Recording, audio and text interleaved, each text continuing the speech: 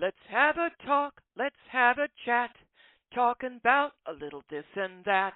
Hello and welcome to yet another episode of This and That for today. Bob Newman's Don't You See seems to have gone wild. I don't know, because the Holy Spirit is all over this as he is talking to the bride. But before I begin this, to listen to the last addendum to this on This and That, go to talkingaboutthisandthat.wordpress.com and click on the podcast link and look for something called Rambling Rose. That one I sang. This one I'm not going to, but I will read the lyrics. Rambling Rose was easy for me to sing because it was a shorty. This was a song by Bobby Sherman in 1969. The guy just passed away. Ergo, they did a clip. I'm watching the news, and this is David Muir's World News Tonight.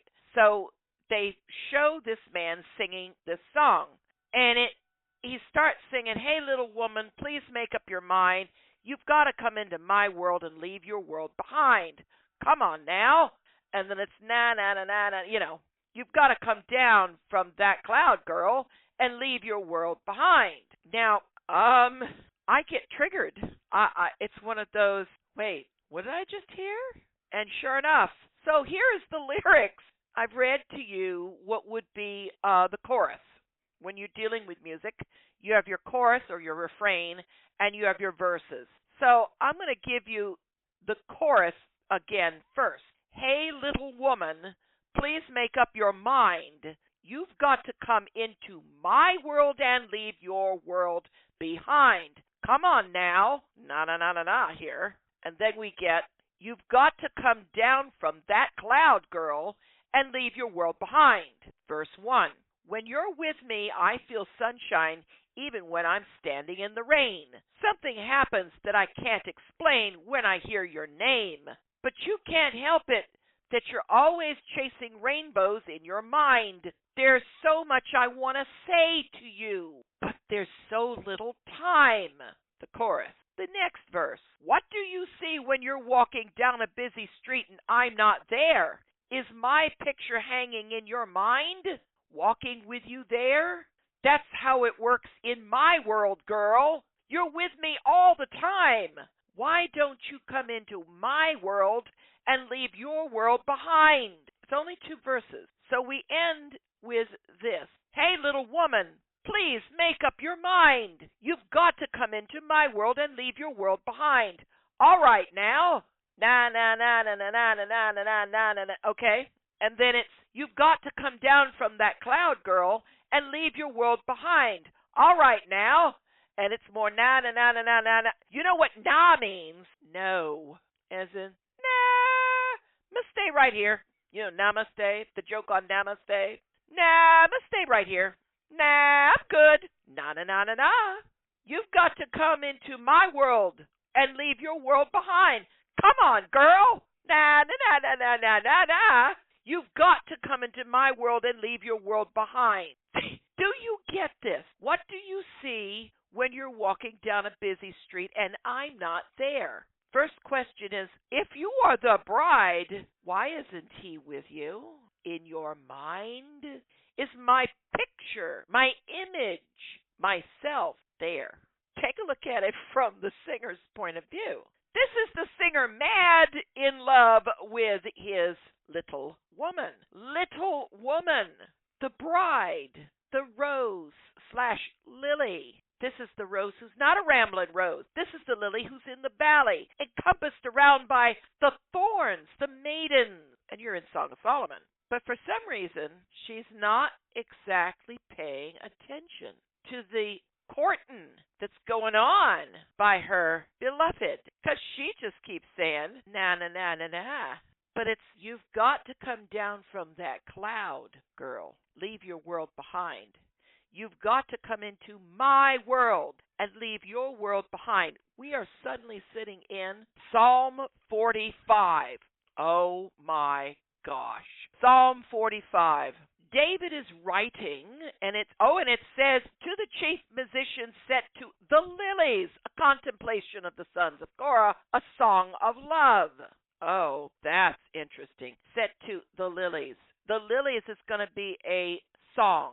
It's a musical theme, some sort of song that they do, and it's kind of like you take a bar song and turn it into a gospel song. It's the same melody, but you changed all the words. Yeah, that's the idea. So it's a contemplation of the sons of Korah, a song of love. And here I always thought David had written this. Okay, well, it starts with the bridegroom, or should I say the king. And it talks about how wonderful the king is and his throne and its eternity. And right about the time it goes down to verse 7, 8, 9, you love righteousness and hate wickedness. Therefore God your God has anointed you with the oil of gladness more than your companions. 8. All your garments are scented with myrrh and aloes and cassia, out of the ivory palaces by which they have made you glad. That would be the tomb, myrrh, aloes, and cassia. The cassia was probably what was headed towards the tomb on the day of his resurrection. Plot twist. Cassia is the less spicy spice that smells suspiciously like cinnamon. Verse 9. King's daughters are among your honorable women. At your right hand stands the queen in gold from Ophir. And all of a sudden you get this, where did this come from shift? Because all of a sudden the writer is now talking to Miss Queen in gold from Ophir. Listen, O daughter, consider and incline your ear. Forget your own people also and your father's house. So the king will greatly desire your beauty, because he is your Lord. Worship him or bow down before him. Bowing down before one's Lord when he's desiring your beauty has several connotations, which I will leave you, the listener, to entertain in private, please. And the daughter of Tyre will come with a gift. The rich among the people will seek your favor. The royal daughter, listen, O daughter, queen in gold of Ophir, is all glorious within. Her clothing is woven with gold. Now, gold, folks, is the immutability of the Father. She ain't clothed in silver, the humanity of the Son. She's clothed in gold, the immutability of the Father. But make no mistake, Miss Queen is the King Lady, who is the King of Kings, not Ancient of Days, King of Kings, Jesus. Oh, and Lyons Rose said, it's a city. She also said it's several things. It's a lot of things. This bride business. Yes, it is. She shall be brought to the king in robes of many colors. Colors. They're important. Say the stones on the ephod of the high priest. They have colors. The pretty city. It has colors all over the walls. And when he lights up in his glory, man, those colors, they go wild. They sing. She shall be brought to the king in robes of many colors. Ooh. And instantly I think the extreme intimacy of like the dance of the seven veils. Woo! Okay, moving on. The virgins, her companions who follow her, shall be brought to you. With gladness and rejoicing they shall be brought. They shall enter the king's palace. Where in the Song of Solomon was, oh, may he kiss me with the kisses of his mouth taken first? The king's chambers. Where is the king's chambers? In his palace. Ahem. It switches back in verse 16 to talk about the city. Instead of your fathers shall be your sons, whom you shall make princes in all the earth. I will make your name be remembered in all generations. Therefore the people shall praise you forever and ever. It's kind of like a tack on to the end because verse 15 was getting a little too steamy. So, better clean that up. Make it more presentable because, like, we're going to sing this in temple. I don't want people having mad orgies. That's just too racy.